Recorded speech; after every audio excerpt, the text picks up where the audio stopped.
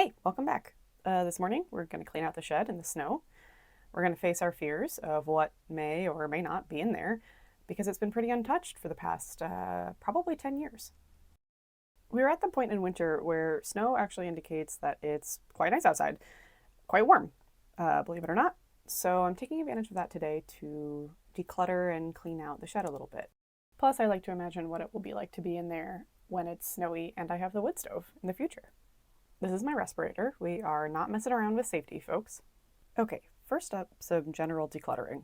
I've stashed some stuff in here over the years, but generally it's been pretty untouched since I moved in.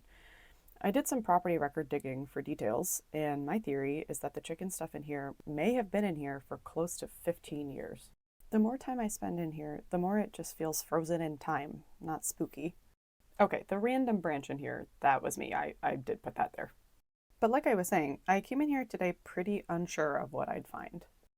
In a way, it's a testament to how solid the shed really is, the notable exception being the truly insane amount of dirt and dust. But it and its contents are overall in pretty okay shape. For example, my new to me dustpan and dust brush. Oh, this cardboard, also me, for future gardening. Okay, none of your business. Okay, anyways.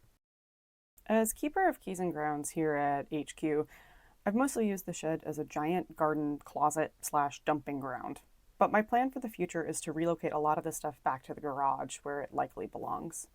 Now, you may be wondering what casualty I'm referring to in the title. Wish I could tell you more, but all I saw was a disturbing amount of feathers in what I think used to be a feed bin.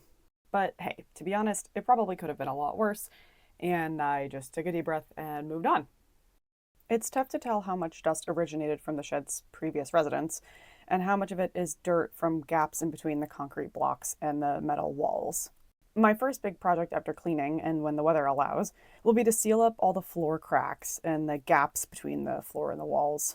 My focuses are pest control, humidity and water control, and insulation, in that order.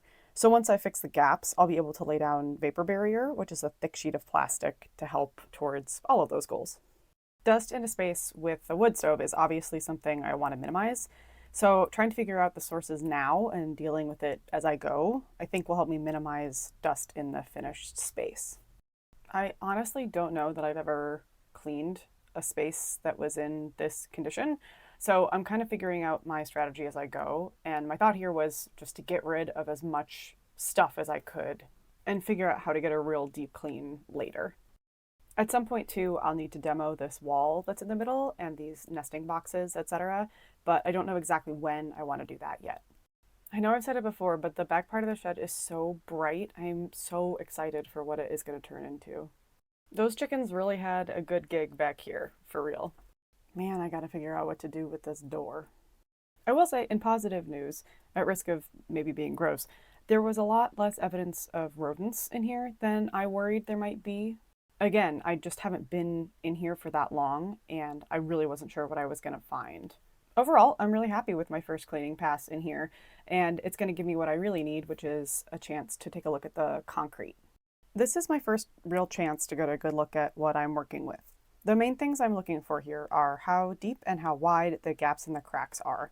There's a few ways I can fix them, but the scale is important when considering which method and which tools to use. Overall, the ones in the front area, the entryway, are much worse than the ones in the back area. Altogether, a very successful first pass, with one notable gross exception. Yuck. Back outside, the snow has let up a little bit, so let's clean up this mess I made. The other side quest I'm kind of embarking on throughout this project is seeing what I find that I can reuse from the shed. I'm a big believer in new materials for safety and hygiene where it makes the most sense. But I'm also pretty interested in reusing what's already here, and there's a fair amount of stuff in here that I didn't know I had. This tarp's a great example. You can use tarps for all types of things, especially the types of stuff I get up to. Gardening, I'm sure it'll be helpful throughout the course of the shed project. Is it in great shape? No, but I'd rather try to use it than have it end up in a landfill somewhere. Just kind of give it my best shot, you know? And now that we're outside, we've got a celebrity sighting.